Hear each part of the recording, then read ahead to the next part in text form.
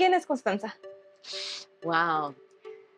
Esa respuesta ha variado a lo largo del tiempo, pero en este momento comprendo que no soy ni lo que hago, ni lo que la gente piensa de mí, sino lo que Dios dice que soy.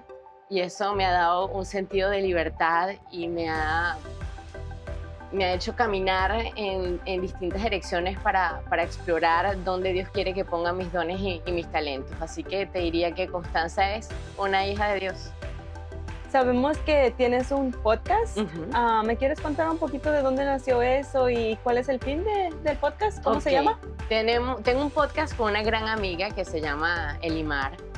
El podcast se llama Todo va a estar bien y surge como una necesidad genuina de que dos amigas pongan en el calendario un momento para compartir, para conversar, para escucharnos, para reflexionar juntas y básicamente hacer terapia de amigas. En esta rutina en la que vivimos tan acelerada, en medio del trabajo, los quehaceres de la casa, los niños, a veces es difícil hacer espacio en nuestras agendas para los amigos y ese espacio surgió como eso, como una necesidad en principio nuestra, muy personal, de darle espacio a eso, a nuestra amistad. Me encanta, he visto unos episodios y creo que son bastante buenos. Les recomiendo que lo vean.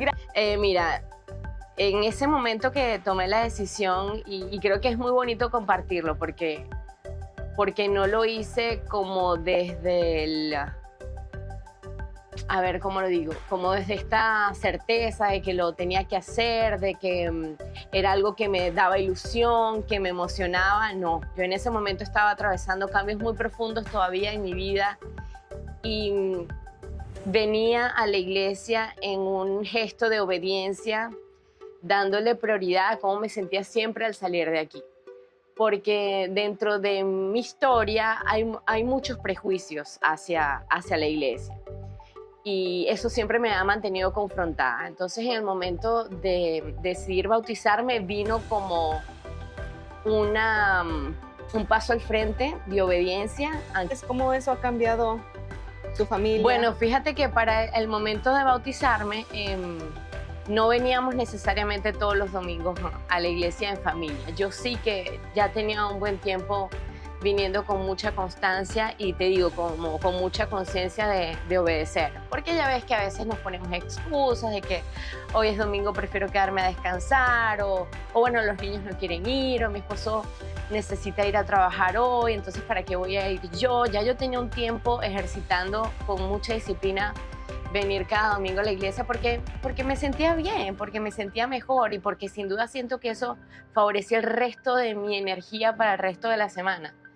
Y con el tiempo, el mantenerme cerca de la iglesia, y no solamente del servicio, sino del grupo de crecimiento, y eso fue animándome a dar pasos en acercarme más a Dios, de incluir un espacio diario, por ejemplo, para encontrarme con Él, para orar a mi manera, que una de las herramientas que uso es escribirle todos los días, muy tempranito antes de que empiece la rutina de la casa. O sea, siento que a partir de esa obediencia que me ha llevado a mantenerme cerca, a servir, a formar parte de los grupos, a conscientemente trabajar en mis relaciones con miembros de la iglesia, ha permitido que el resto de mi familia se alinee con eso. Hace poco escuchaba una prédica que hablaba de que la oración paga. Y ahora entiendo de dónde viene esa idea de que la oración paga. Creo que realmente cuando Dios mira tu corazón obediente y empieza a obrar en tu vida, no hay testimonio más grande que ese. Y a veces nos ponemos a pensar cómo podemos acercar a otras personas allá afuera a Jesús y a que trabajen en su relación con ellos, con Él. En un momento para mí fue una revelación entender que no había gente más importante que yo pudiera acercar a Jesús que mi propia familia, que mi propio esposo, que mis propios hijos.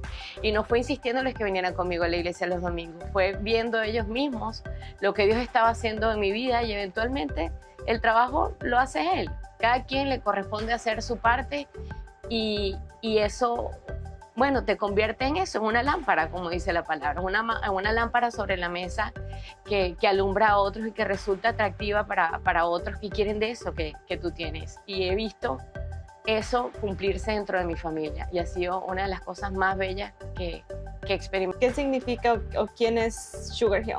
Primero que los entiendo.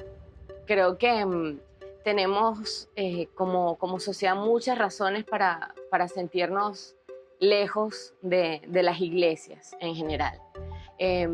A pesar de que tuve una formación católica, asistí a un colegio católico de puras niñas toda mi vida, crecí en un lugar con confusión alrededor de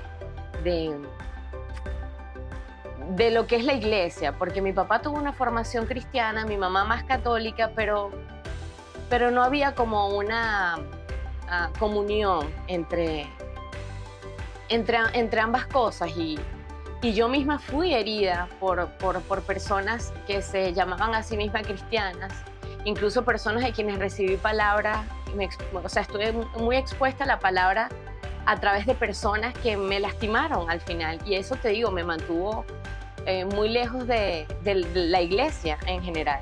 De hecho, yo nunca me congregué en una iglesia formalmente hasta que llegué a Sugar Hill y literalmente fue cuando llegué a esta ciudad hace ya 6 años y un día recién mudada sentí la necesidad de ir a un lugar a congregarme, a sentirme un poco más cerca de Dios y literalmente puse en el GPS iglesia en español y me trajo aquí. Realmente fue Google Maps. Cuando la gente me pregunta, ¿cómo llegaste a la iglesia? Google Maps.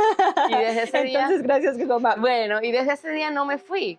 Hubo un espacio de tiempo a raíz de mi segundo parto y se juntó con la pandemia que estuve un poco alejada, pero luego volví y desde ese momento no me he vuelto a alejar nunca más. Así que, ¿qué le diría a la gente que está allá afuera? Mira, que todos los seres humanos vamos a fallar. Tú vas a fallar, tú que me estás viendo vas a fallar, yo te voy a fallar, pero hay uno que no falla. Y eso es parte del discurso que yo he escuchado en esta iglesia que me ha permitido quedarme y estar en paz con mis fallas y con las fallas del otro. No es fácil decidir congregarte porque somos personas distintas, está siempre ese conflicto entre las personalidades que es muy humano. Pero hay algo que he aprendido recientemente y tiene que ver con sabernos en comunión en el espíritu, más allá de las dificultades superficiales que puedan surgir por nuestra naturaleza humana. Sí creo que hay un lugar para cada quien y que si no tienes un lugar, te recomiendo que pases por Sugar Hill porque tengo un gran presentimiento de que este puede ser el lugar para ti también. Como dice nuestro eslogan, ¿sabes? El lugar perfecto para la gente que no lo es. Y he comprobado en más de 5 años viniendo a Sugar Hill que es más que un eslogan, es un estilo de vida. Jamás me he sentido juzgada en este lugar, a pesar de que, ¿sabes? No me he mostrado siempre como mi mejor cara. Creo que me he mostrado muy vulnerable en muchas situaciones. Ahorita miro atrás y me da un poco de vergüenza incluso. Pero nunca me sentí juzgada, por el contrario. Y eso me ha hecho sentirme bienvenida, me ha hecho sentirme querida y ha despertado en mí el deseo de que otros se sientan de la misma manera. ¿Por qué crees que es importante o que es de beneficio servir? Más allá de solamente asistir, sino conectar con un grupo o servir. En tu caso, tú sirves en bastantes ministerios. Mira, yo creo que servir es un regalo de Dios. Así como mucha gente se siente muy conectada en el momento de la alabanza porque la música tiene ese encanto especial que te hace sentirte en comunión con Dios, yo he encontrado que en el servir hay una forma de alabar muy poderosa. Nunca después de servir he experimentado los niveles en ninguna otra cosa como en servir he experimentado los niveles de satisfacción y de gozo en mi corazón. Amiga, verdad. ¿Por qué no nos cuentas un poquito de ¿tú alguna vez esperabas servir con los niños? Jamás, jamás. Mira, a mí la maternidad me revolcó como una ola gigante. Siento que crecí como con una idea muy romantizada sobre lo que era la maternidad y convertirme en madre siendo inmigrante trajo a mi vida un montón de desafíos y cambios físicos, psicológicos, emocionales muy profundos. Entonces, para mí convertirme en la madre de mis hijos había sido un reto ya absolutamente gigantesco. Y no es que no lo haya dejado de hacer, pero ahora tengo como otras herramientas, ahora comprendo más la mamá que soy, cómo quiero ser Sí, claro. y le pido como mucha guía a Dios como en ese camino, ¿no? Lo que jamás me imaginé es que después de vivir ese tsunami que fue convertirme en mamá, se iba a abrir para mí la posibilidad de servir con niños, porque yo era de las que decía, yo no sirvo para eso, hay que tener unos niveles de energía, de paciencia, de recursos y de amor y respeto incalculables por lo que significa trabajar con niños.